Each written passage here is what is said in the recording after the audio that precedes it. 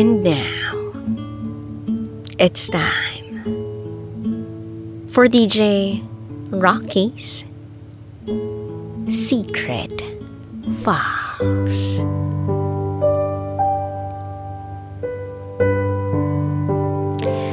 Pinagsabay niya kami ng mama ko. Itago niyo ako sa pangalang Luna. Yes, I am Luna. And my mom is Elle. Narinig ko yung confession ni Nathan dito. So I guess you wanna hear my point of view too. I didn't see myself writing my own story here kasi masanay ako nakikinig sa'yo, DJ Rocky. But this is my secret file. Umuwi ako nun sa amin sa Baguio para bisitahin ang mama ko. Kaso, naabutan ko siyang may kahalikang lalaki. At dahil nakatalikod sa akin yung lalaki, nakita ko lang yung birthmark nito sa batok. Alam ko naman na may mga nagiging boyfriend ang mama ko. Madalas ko siyang pagtakpan kay Tito Raul nun kasi pag nalaman ni Tito na may ibang lalaki si mama, ay baka kung anong magawa niya rito. So, I remained silent sa lahat ng kalokohan ng mama ko.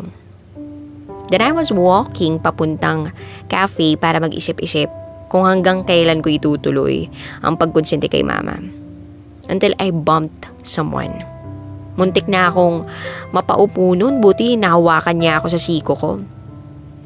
He said sorry and he smiled at me. Ako naman nakatulala lang sa kanya kasi ang gwapo niya. Mala Hardin Scott yung itsura. Grabe, ang kapal ng kilay. Tsaka yung mga mata, parang gone mental blue eyes. Hindi yun yung huling kita namin kasi nung niyaya ako ni Lane na gumimik sa bar, by the way, Lane is my best friend Kasama ko rin siya sa apartment ko. So yun nga, while I'm sitting on our reserved couch, may nakita akong group of men. Then, napukaw yung atensyon ko nitong Mr. Blue Eyes. Oo, siya nga. Kaso nawala yung atensyon ko sa kanya nung may tumabi sa akin. Tropa niya. Well, lahat sila gwapo, no? Walang tapon. Papasa silang hottest bachelors of town kasi, ayun, parang model sila ng magazine . So, kinuha nung tropa niya yung number ko. Itago natin tong tropa niya sa pangalang DJ. So, binigay ko kasi naisip ko, pwede siyang gawing way or bridge para mapansin ako ni Nathan. Yes, I know his name kasi sinabi sa akin ni DJ. So, lumapit ako sa kanya nun, tapos hindi na ako nagpaligoy-ligoy pa. Nagpakilala ako sa kanya at sinabi ko sa kanya na type ko siya. He looked very shocked. Well, I think hindi niya na ako mamukaan.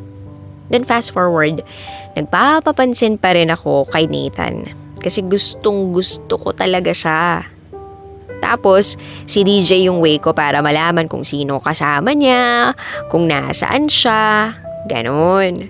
Until one time after class, nagpunta ako sa school nila. Hindi naman kasi kami same ng school. Inis na inis siya sa akin nun kahit wala naman akong ginagawa sa kanya. Then, he dragged me away from his friends.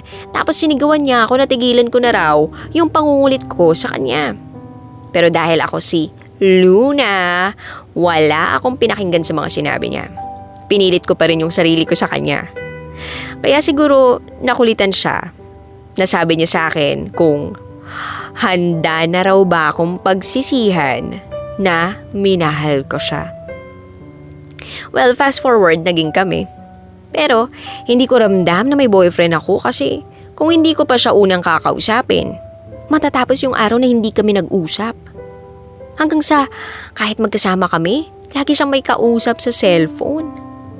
Then one day, nag-overnight ako sa kanila kasi sobrang lakas ng ulan. Kaya hindi na ako pinuwi ng daddy niya.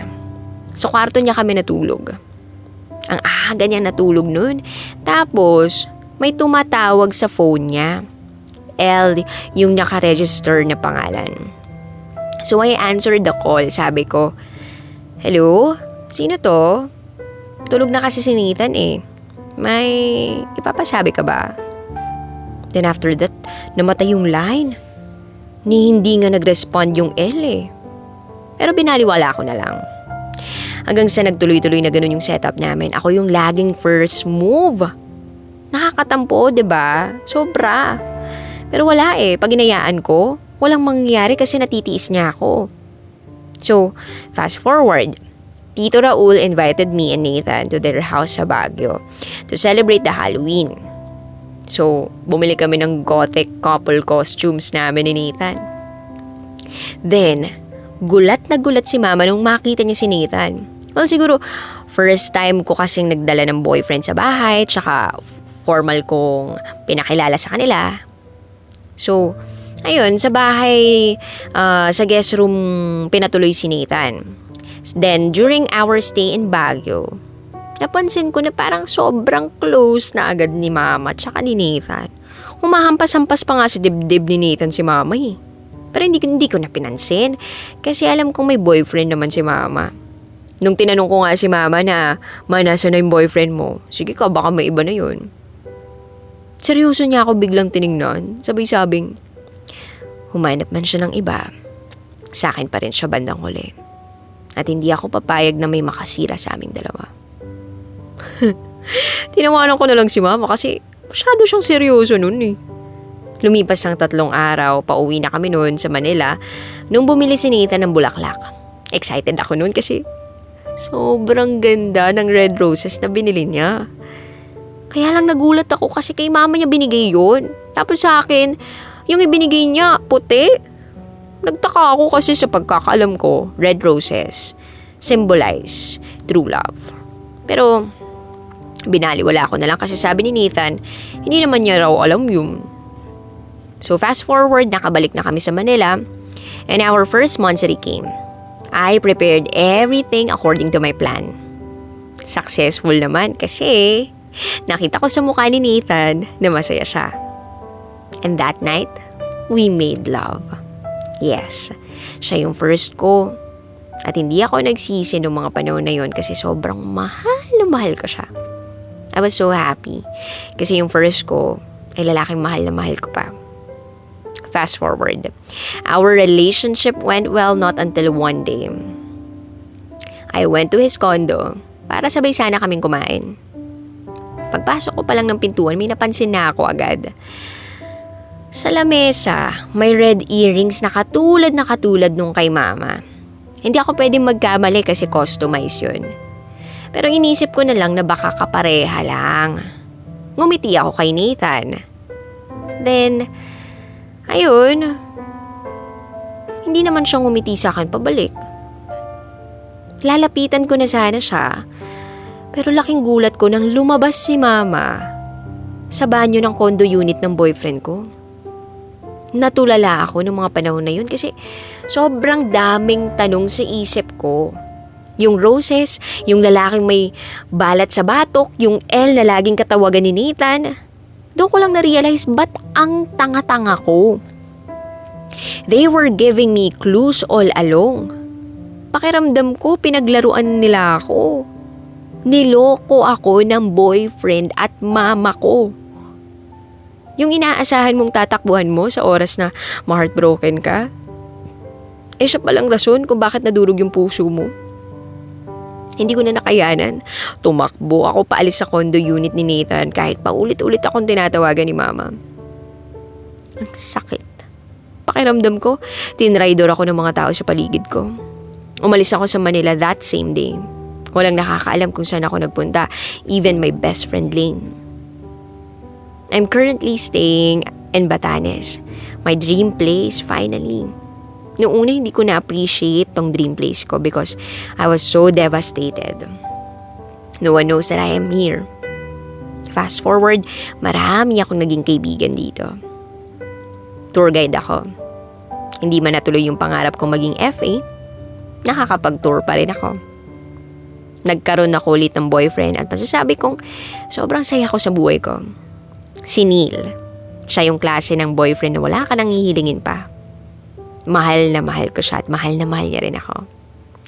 I met Neil when I became his tour guide. Mabait siya, may sense of humor, masarap kasama, at gentleman. 3 taon na kami ni Neil. Saktong 3rd anniversary namin, pinatattoo ko yung letter N sa may chest ko. Sa heart banda.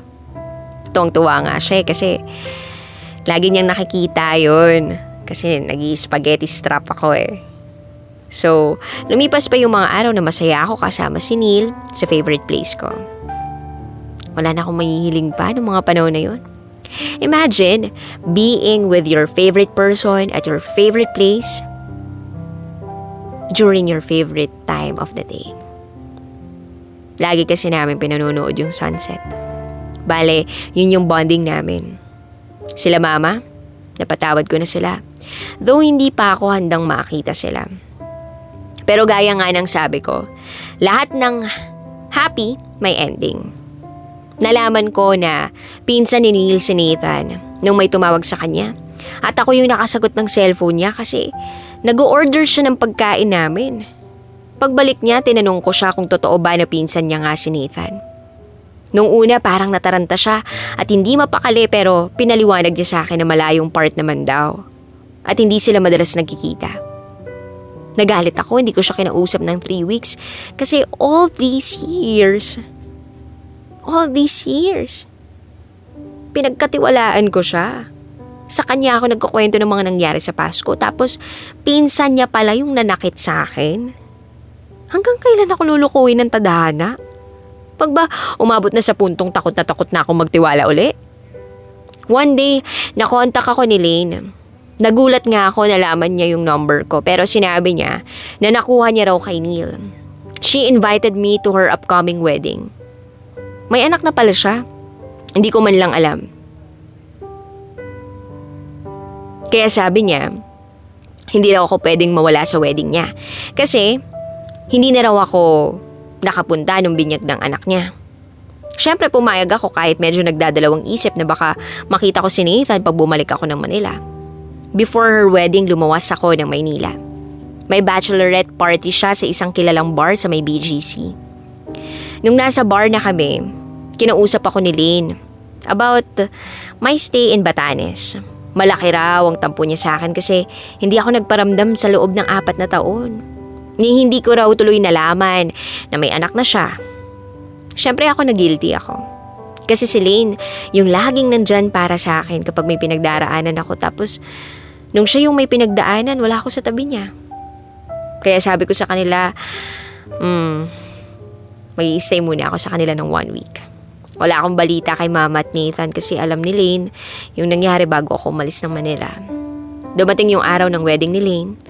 At ang masaklap, nandun si Nathan with a barkada. Hindi niya sinabi sa akin. Hindi pa ako handang makita si Nathan. Tapos, during the ceremony, hindi ako lumingon sa direksyon ni Nathan kasi ayoko. Kahit alam ko na kanina pa siya tinutukso ng mga barkada niya. At nangunguna ron si DJ. Natapos ang wedding, sa bahay ako nila Lane nagstay. Kasi wala naman sila. Sa Paris sila nag-celebrate ng honeymoon nila. Then, during my stay in Manila, may na-receive akong unknown number. Makipagkita raw ako sa kanya at may sasabihin siya. At first, I ignored the message kasi baka prank lang. Pero laking gulat ko nung nagpakilala yung sender na siya raw si Nathan. I was so shocked kasi bigla niya akong tinext at nakikipagkita pa. I'm hesitant at first. Pero nagpunta pa rin ako sa lugar na sinabi niya.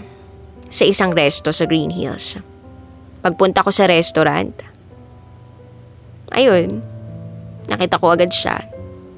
Nung una nakatitig lang siya sa akin hanggang sa sinabi ko kung, bakit? Ba't mo ako pinapunta?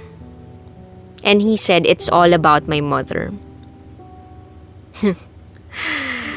Tinawanan ko lang siya. Pinapupunta niya ako para ipamukha sa akin na si Mama ang pinili niya, ganon. He remained serious. Nakakulong ang mama mo. Those were his exact words. Nagulat ako. Si Mama nakakulong? Bakit? Ni sa panaginip hindi ko naisip na makukulong ang mama ko, no? Ay aso ay. Tapos doon niya nakwento sa akin ang lahat. Napatay ni Mama si Tito Raul. Nung nalaman ni Tito Raul na may boyfriend si Mama, siya yung boyfriend, tinutukan daw sila ng baril. Pero inagaw ni Mama at naputok kay Tito.